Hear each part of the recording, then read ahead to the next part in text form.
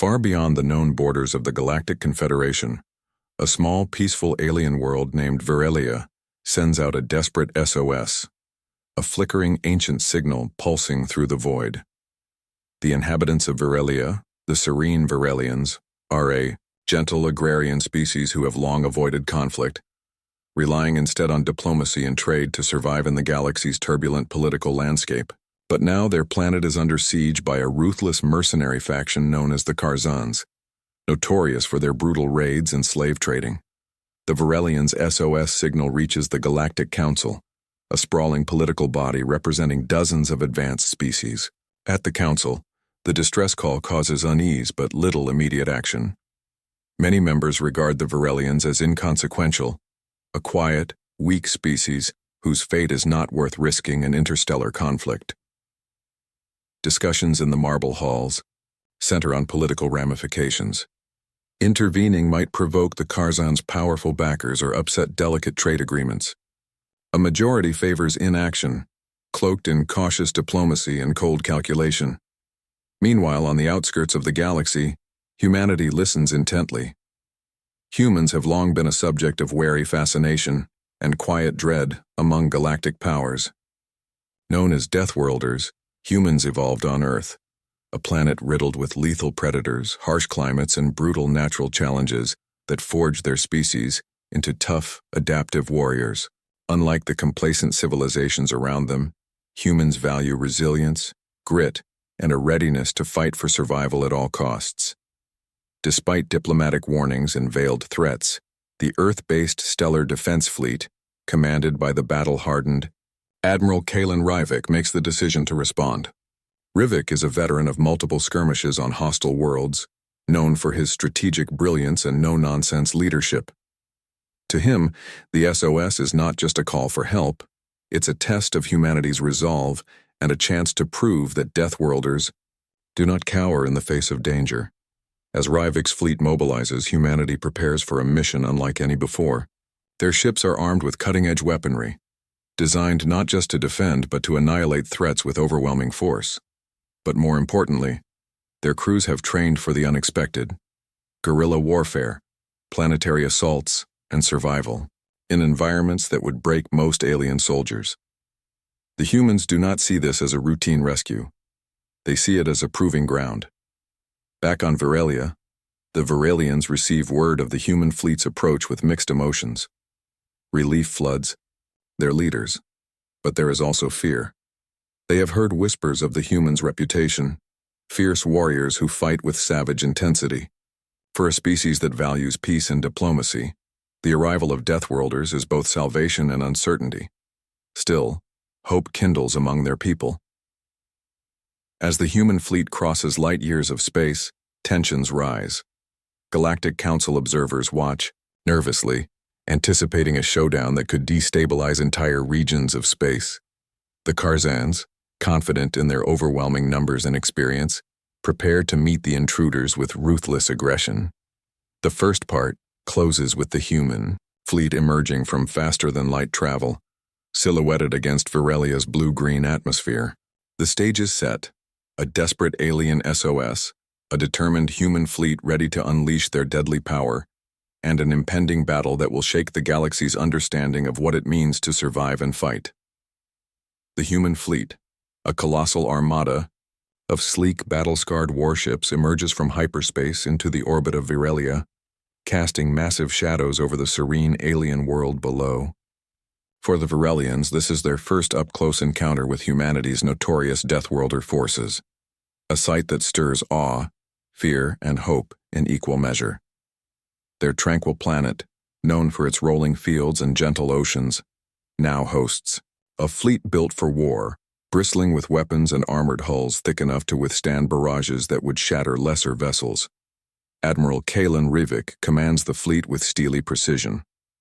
His voice, calm but commanding, echoes through the ship's bridge as he coordinates landing zones, defensive postures, and communication channels. To the humans, this mission is about more than rescue. It is a declaration. Humans do not negotiate with bullies. They crush threats before mercy is even considered. Initial contact with the Virelian leadership is cautious. The Varelians, diplomatic and peaceful by nature, greet the humans with formal respect but are visibly unnerved by their harsh demeanor and intimidating military presence. Their leaders express gratitude, but they also warn the humans about the scale and brutality of the Karzan attackers. The mercenaries are not just raiders. They are seasoned warriors who have torn through star systems with merciless efficiency.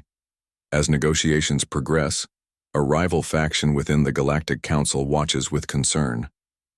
They expected the Varelians to be abandoned to their fate, and now humanity's bold intervention threatens to upset the delicate balance of power. Whispers circulate that the humans might be using the SOS as a pretext to expand their influence, or worse, to assert dominance over weaker species. Meanwhile, the Karzan fleet lurking beyond sensor range senses the arrival of the Deathworlders. Their commander, a ruthless tactician named Vorak Taldran, views the humans as a minor nuisance, a barbaric species from a backwater world, unworthy of serious attention. Confident in his overwhelming numbers and advanced weaponry, Vorak prepares an aggressive assault designed to quickly destroy both the humans and the Varelians. But the humans have no intention of sitting back and waiting to be attacked. Admiral Rivik orders his fleet into defensive formation, with specialized strike groups deploying ahead to scout enemy positions and test their responses. Human warships launch sleek, fast fighters armed with experimental plasma weaponry and electronic countermeasures designed to disrupt enemy targeting systems. The Varelian natives watch in stunned silence as the humans demonstrate their readiness to fight, a violent ballet of precision strikes, evasive maneuvers, and overwhelming firepower. The humans' tactical style is aggressive and fluid, unlike anything the alien world has ever witnessed. They adapt quickly, using terrain, sensor jamming, and coordinated strikes to outmaneuver a far larger enemy. Back on Varelia's surface, the native population prepares for the inevitable ground battle. The Varelians, untrained in warfare, begin assisting the humans by sharing knowledge of their terrain and infrastructure. Some alien volunteers join human marines in preparing defenses, while others start evacuations. The bond between the two species strengthens even as the threat looms. As the Karzan fleet advances, the final moments before full-scale battle crackle with tension.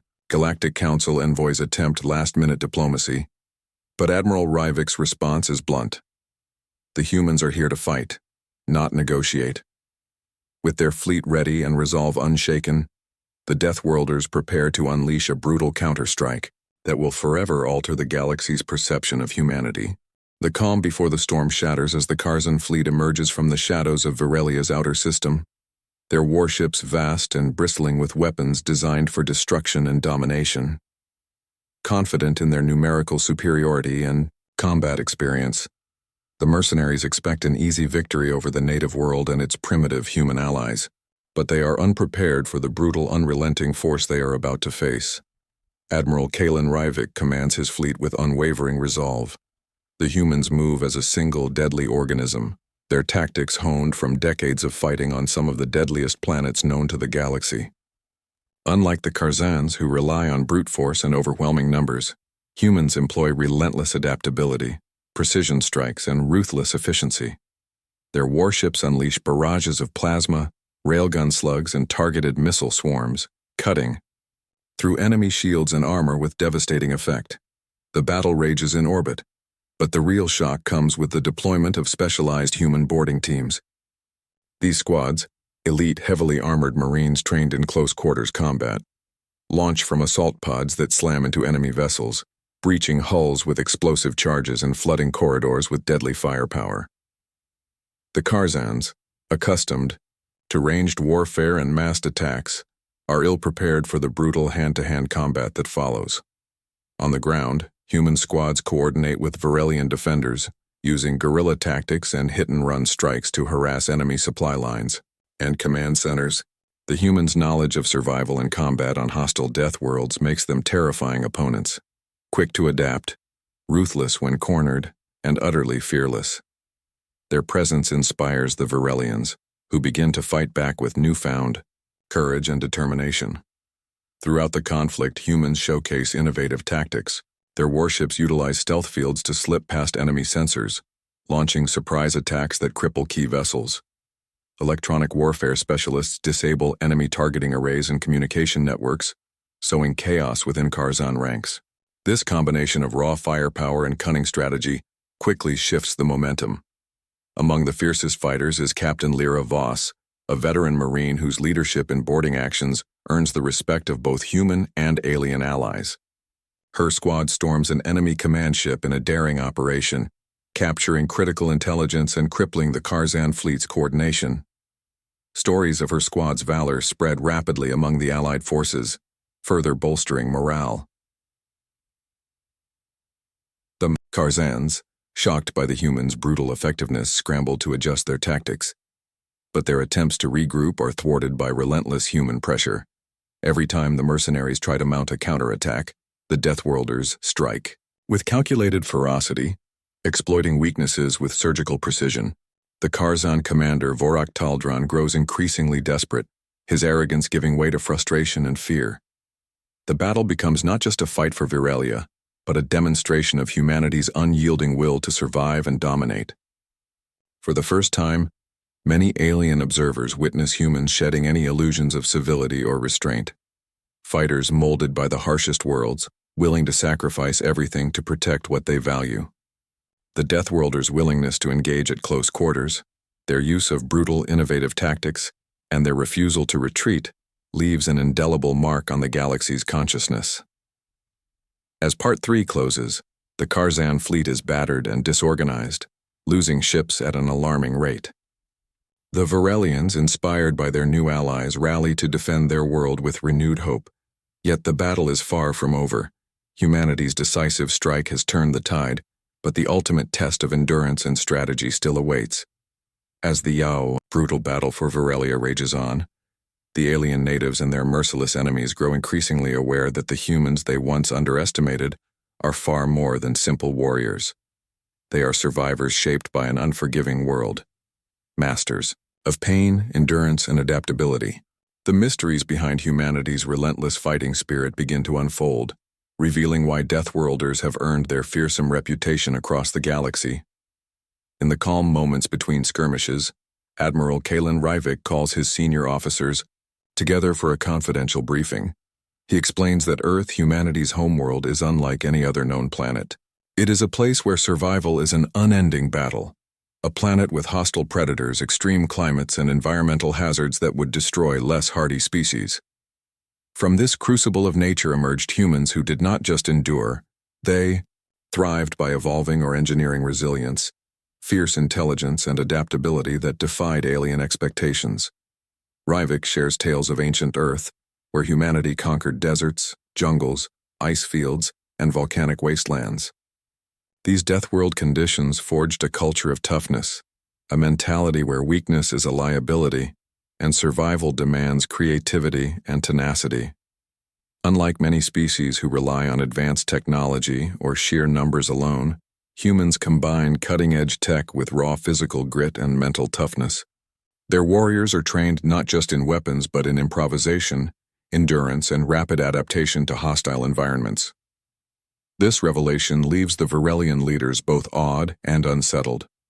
Their society, built on peace and diplomacy, has never conceived of survival as a brutal, constant war.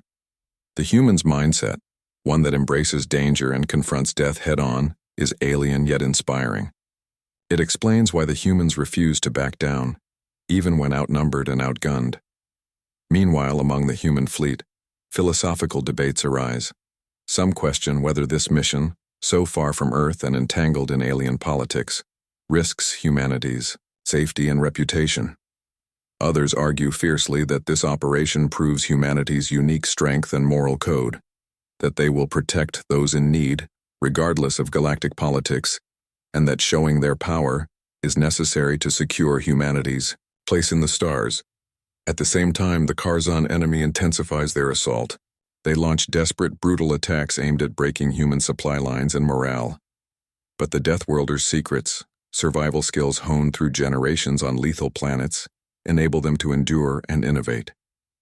Humans develop rapid field repairs under fire, create makeshift defenses from alien materials, and use guerrilla tactics to outsmart the more heavily armed Karzans. On the ground, Human medics employ advanced nanotech treatments that accelerate healing, allowing soldiers to return to battle quickly. Their combat engineers jury-rig weapons and defenses in the heat of battle, turning every disadvantage into an opportunity. This combination of hard-earned resilience and technology keeps the human forces pushing forward. For the Varelians, witnessing this blend of unyielding will and technological brilliance shatters their previous assumptions about warfare and survival. The humans are no longer merely rescuers. They are a living legend, embodying the raw power and unbreakable spirit of Deathworlders. A deep bond forms between the two species, one born from respect, awe, and shared struggle. As Part 4 closes, the humans prepare for the next phase of the conflict. The Karzan forces, now desperate and fractured, face a foe they cannot easily crush. The galaxy watches in shock and growing respect as humanity's true nature, the secret of the Deathworlders, is finally revealed, reshaping the balance of power forever. The fierce battle for Varelia reaches a critical juncture. After weeks of relentless fighting, both sides have suffered heavy losses, but it is clear that the Karzan mercenaries, once so confident, are losing their grip on the planet.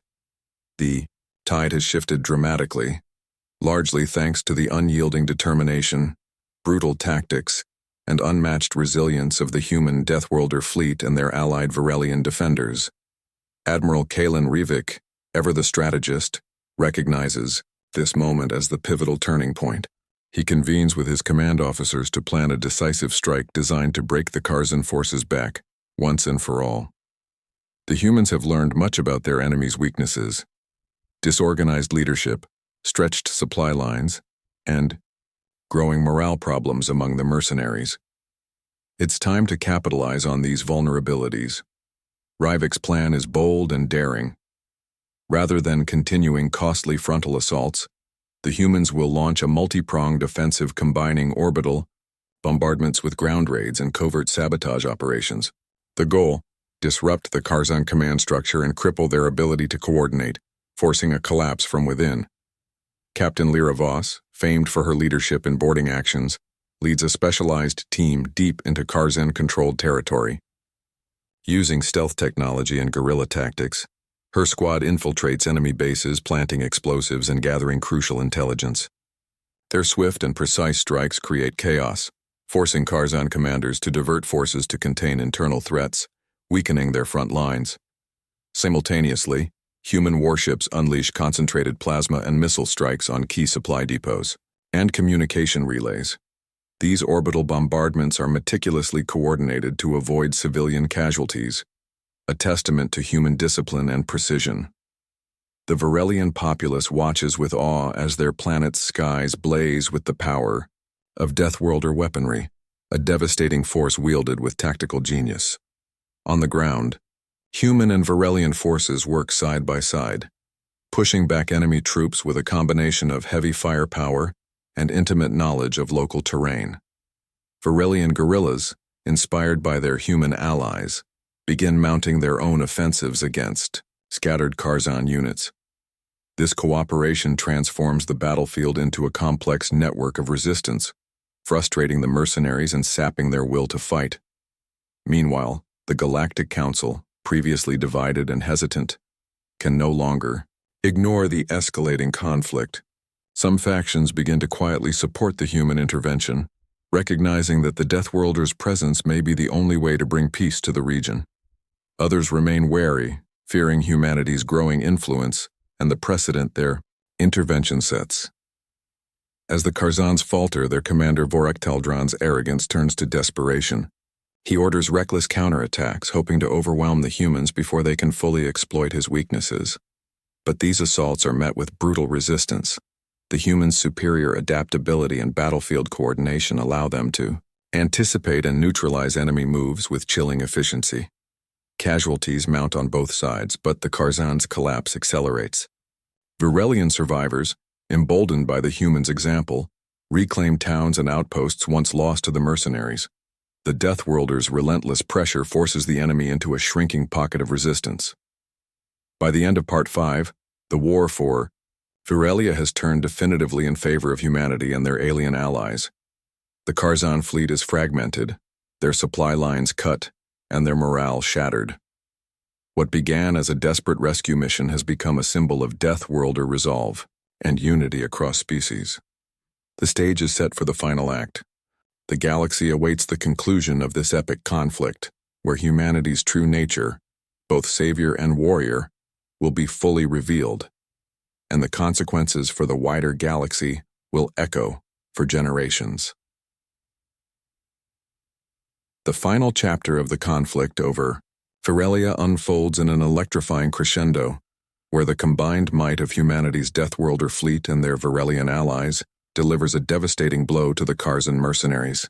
The galaxy watches in stunned silence, as what began as a desperate rescue mission morphs into a revelation, one that shatters old assumptions about humanity and changes the balance of power forever. Admiral Kalen Rivik issues the command for the last decisive offensive. His fleet, battle-worn but unbroken, moves in with surgical precision. Human warships spearhead the assault, targeting the remaining Karzan strongholds both in orbit and on the surface.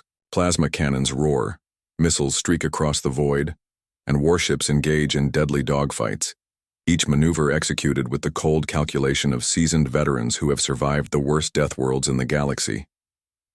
On the ground, Captain Lyravos and her elite squads lead the charge into the heart of enemy territory.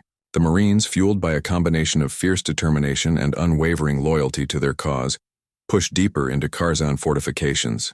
Using advanced combat gear and nanotech enhancements, they neutralize enemy commanders and sabotage vital infrastructure, crippling the Karzan ability to mount a coherent defense. The Karzan forces, already fractured and demoralized, begin to crumble under the relentless human assault. Their once proud mercenary spirit gives way to panic and desperation as they are hunted down across the planet's surface and in the void above.